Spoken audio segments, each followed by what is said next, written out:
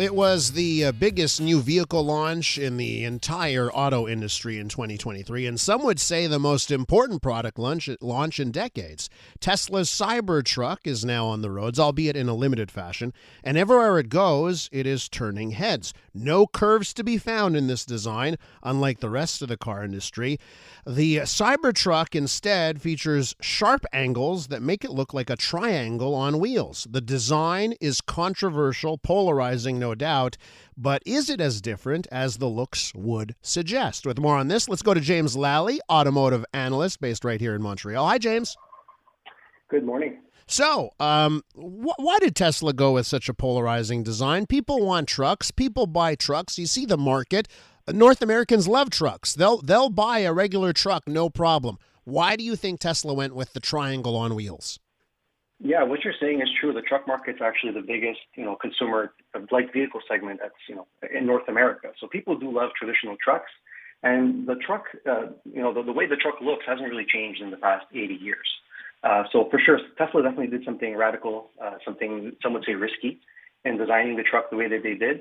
It really comes down to first principles design philosophy. So they asked themselves, what's the ideal truck look like, and how do you make the ideal truck? And the ideal truck is something that is rugged, tough, and that has high performance. That's what consumers value in trucks. And they started to think about, how do we make a truck that's as rugged and tough as possible on the outside? And that's where they really decided to use stainless steel. So it was really and stainless steel is really difficult to mold, obviously, because it's very thick and it's tough. It's not like stamp steel. It's tough to work with. So it's really a sort of form follows function type of decision that was made. And that's what led to the sort of radical shape of Cybertruck, that decision to use stainless steel on the outside of the truck. Yeah, and the stainless steel is interesting because, I think when I'm buying a car, most people are buying a car, the first thing they're thinking about of the options is, what color will I get, right? And it's like, here it is, it's stainless steel. Why did they take paint out of the mix? Well, they took paint out of the mix because paint is flimsy. It's easy for it to cause damage. And stainless steel, they had to recreate actually a new form of metal to form this stainless steel so that it wouldn't corrode and so that it would be exceptionally tough and able for them to actually work with.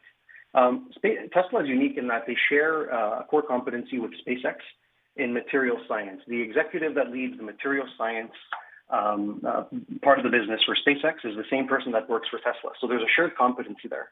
And they're able to leverage that to develop this, they call it HFS, hard FN steel, for the Cybertruck, which is able to withstand, you can hit it with a sledgehammer, hardly any damage, no corrosion. And it's really designed to be as tough as possible. When you compare that to a regular pickup truck, the exterior of the truck is actually the weakest part of the truck. So it's a really radical take on how a truck should be. James, the Cybertruck was announced 4 years ago.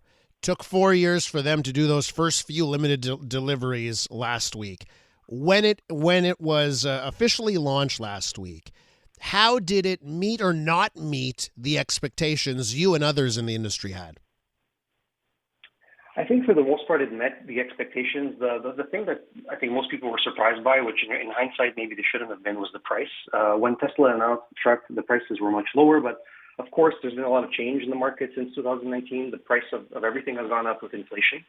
And so I think that's probably the biggest disappointment, if you would call it. But in terms of the range, it's as expected, particularly for the dual motor version. And there's also things in this truck that are, that weren't expected, that actually, further justify a higher price point on the internals of the truck. So there's a lot of attention paid to how the truck looks, but there's a lot of really cool innovations that are taking place inside the truck that are also sort of, industry firsts that really, make the truck stand out. And on pricing, James, here's what I find interesting. If you're Tesla, I've seen reports where they have 2.1 orders or reservations for the truck, right? Yes. Why would you charge less? If you have 2.1 million people that want it, wouldn't you astronomically raise the price? Couldn't there be an argument made it should be more expensive?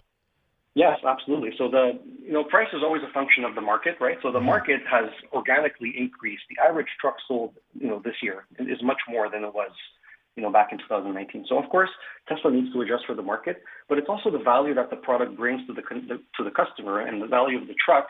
Given the design, given all of the internal things that are innovative, like the 48-volt electrical system, the steer-by-wire system, and the performance of the truck. When you compare with Cybertruck with its sort of competitive peer set, if you look at the Rivian R1T or the Ford F-150 Lightning, that has comparable range and power, it's actually very reasonably priced. And when you're looking at just the financial, you also need to consider the cost of ownership, right? So you're not putting gas in the car, you're not putting diesel, you're not doing oil changes, you're not changing your brakes. So over the course of the truck's lifetime, these things they pay for themselves essentially. We're with James Lalli, Automotive Analyst, talking about Tesla's Cybertruck. James, what will be the process? Because what did they release last week? They gave out, I think they gave 10 to customers, 10 Cybertrucks, not 10,000, 10 total. Correct. How do they get to the millions? What's the process for them to ramp up production? So Tesla's provided an initial production capacity of 125,000 trucks. And of course, with the backlog of 2.1 million, by the way, that 2.1 million number, it's probably not all firm orders, right? There will be some attrition in that number. And there's also many people that have multiple trucks on order because at the time they were expecting by now, like 2019, they were expecting that by 2023, Tesla would have solved full self-driving. So they actually, placed a lot of orders for these trucks with a full self-driving package so that they can maintain or keep that full self-driving price for the future when Tesla's, become fully autonomous. So a lot of people did that. So that 2.1 million number is not really 2.1 million, but it's still, probably enough so that their production capacity is sold out for the next couple of years. They have an initial design capacity of 125,000 trucks in 2024. They plan to double that for 250,000 in 2025. And then from there, Elon has said that they're going to see based on the demand of the truck. They have room in their factory to go up more if they need to. The industry seems to be judging itself. I see, Jim Farley, CEO of Ford, and others in the industry, they seem to be judging themselves based on Tesla, like they're comparing themselves to Tesla. With that in mind, what does this product mean, the Cybertruck? What does it mean for Tesla? It's a very important launch for Tesla. So they haven't launched anything new since Model Y, right, in 2020. There's been a refresh of the Model 3, which has not yet come to Canada, but will be coming next year. It's already available in Europe and in Asia. So that's exciting. But the Cybertruck really gives them an opportunity to expand, like I said, into the biggest light vehicle segment in the market where they haven't currently, they haven't historically been participating. So it really expands their total addressable market. It'll help them grow.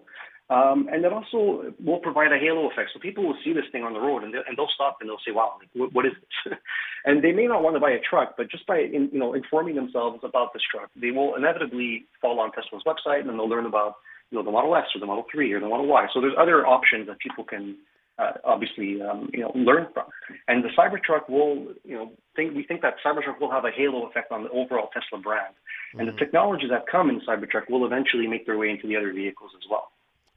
James, what really is striking is how when that truck is on the road, the tweets and the posts, like people are following and tracking it. Like there was one Cybertruck on Montreal roads last week, and there was like a watch out on social media to try and track the vehicle as it went around the province. That's something, I can't remember seeing something like that for a vehicle. James, we have to leave it there. I want to thank you so much for coming on. Thanks for your time, Elias. James Lalli is an automotive analyst. And James, let me tell you something. I know you have now quite the following on Twitter, on X, with your account, which is TSLA Fan MTL. I do find it interesting, James. You can be quite the critic of Tesla online, but the Twitter handle says something quite different. A real pleasure to catch up with you for the first time on this program. Likewise. Thank you so much. All right, that's James Lalli right there.